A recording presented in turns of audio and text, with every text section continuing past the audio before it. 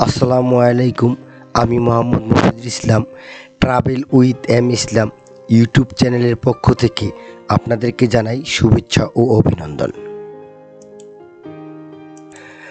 দর্শক মণ্ডলী, পাহাড়, সমুদ্র, ঐতিহ্য স্থাপনা, দ্বীপ, নদী, উপকূলীয় প্রকৃতি, ইতিহাস, সংস্কৃতি, সভ্যতা দেখার মতো অনেক সুন্দর সুন্দর স্থান এবং পর্যটক কেন্দ্রগুলিকে আপনাদেরকে দেখানোর চেষ্টা করি। আমাদের আগের প্রজন্মের লোকজন তাদের জীবনের লক্ষ্য ছিল চাকরি করে, বিয়ে করা, বাচ্চা নেওয়া, তারপরে বাড়ি করা, নাতিপুতি পেলে কবরে চলে যাওয়া। এই প্রজন্মের লোকজন ট্রাভেলিং করতে অসম্ভব উৎসাহী।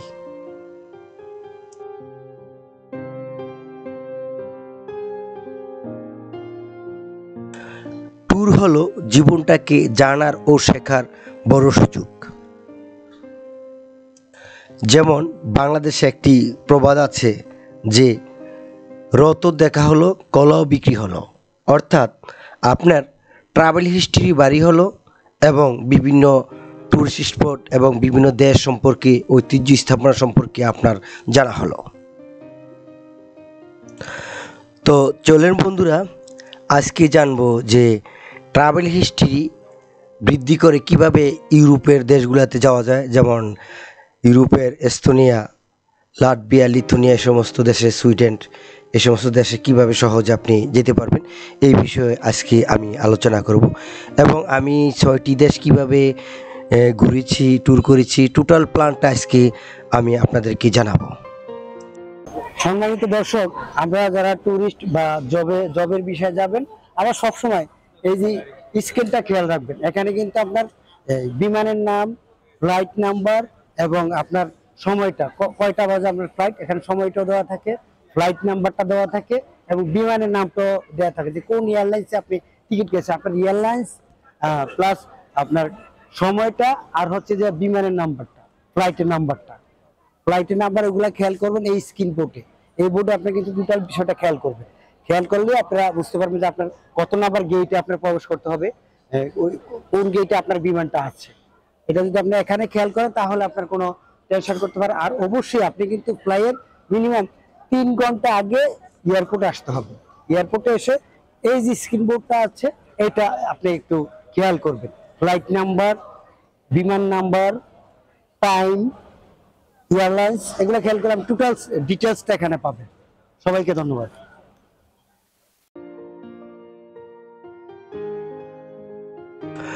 প্রথম আমি একটি টিন সার্টিফিকেট তৈরি করি, তারপর ট্রেড লাইসেন্স,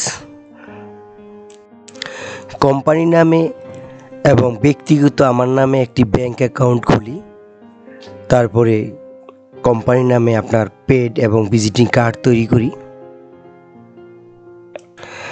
আমি প্রথম ইন্ডিয়া দিয়ে শুরু করেছি 2019 সাল থেকে। তারপরে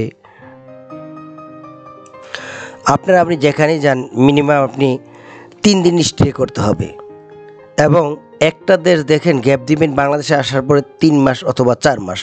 আমি 2019 সাল থেকে ইন্ডিয়া গেলাম, ইন্ডিয়া গিয়ে 5 দিন স্টে করেছি। ইন্ডিয়া থেকে আসার পরে বাংলাদেশে 4 মাস স্টে করি।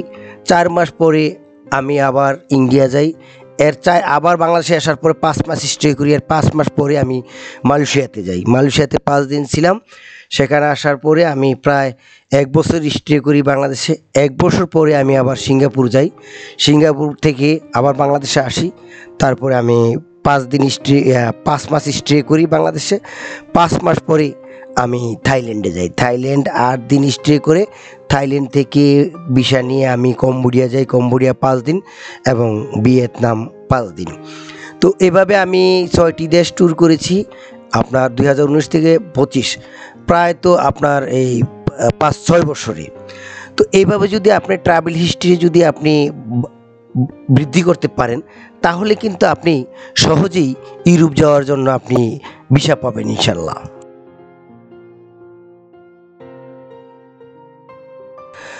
আপনি ধরেন যে প্রথমে আপনি থাইল্যান্ড গেলেন, থাইল্যান্ড থেকে একদিন থেকে তারপরে মালয়েশিয়া গেলেন একদিন, সিঙ্গাপুরে একদিন থাকলেন, 3 দিন থাকার পরে আপনি বাংলাদেশে চলে আসলেন, তারপরে পাসপোর্টটা নিয়েই আপনি ইউরোপের যে কোনো দেশে দাঁড়ালেন 1 মাস পরে, তাহলে কিন্তু আপনাকে তারা ভিসা দিবে না। সেটা আপনার পরিকল্পিত মনে হচ্ছে।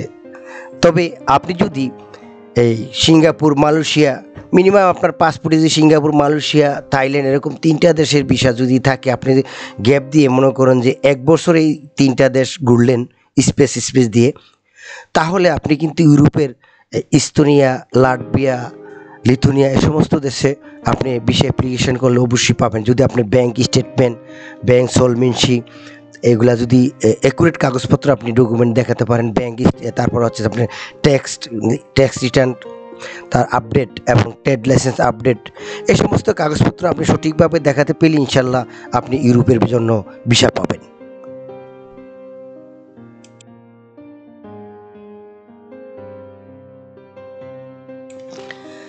জীবনের সবচেয়ে সুন্দর মুহূর্তের একটি হলো যখন আপনি বিশাল পাহাড়ের ওপরে ঘন্টার পর ঘন্টা দাঁড়িয়ে দিগন্ত বিস্তৃত প্রান্তে তাকিয়ে আছেন, তাই তার মনটাও এই পাহাড়ের মতোই সুবিশাল হয়। আমি যেখানে ট্রাভেল করি সেই ভিডিওগুলি আমার ইউটিউব চ্যানেল এবং ফেসবুকে এবং আমার পেজে আপলোড করে রাখি। সেই ভিডিওগুলো মরার আগ পর্যন্ত আমি দেখব, আমার এই জীবনটা নিয়ে আফসোস আর হবে না। আপনারা ভিডিওতে দেখতে পাচ্ছেন যে এটা হচ্ছে থাইল্যান্ডের রাজধানী ব্যাংকক থেকে 153 কিলোমিটার দূরে পাতায়া শহর, পাতায়া থেকে কোরাল আইল্যান্ড। তো এই কোরাল আইল্যান্ড যেতে যেতে দেখতে পাবেন এক পাশে অপরূপ সুন্দর নীল জলরাশি, সমুদ্র সৈকত, অন্য পাশে যে আপনার সুন্দর দ্বীপ। এতক্ষণ যারা এই ভিডিওটি দেখেছেন তাদেরকে অসংখ্য ধন্যবাদ।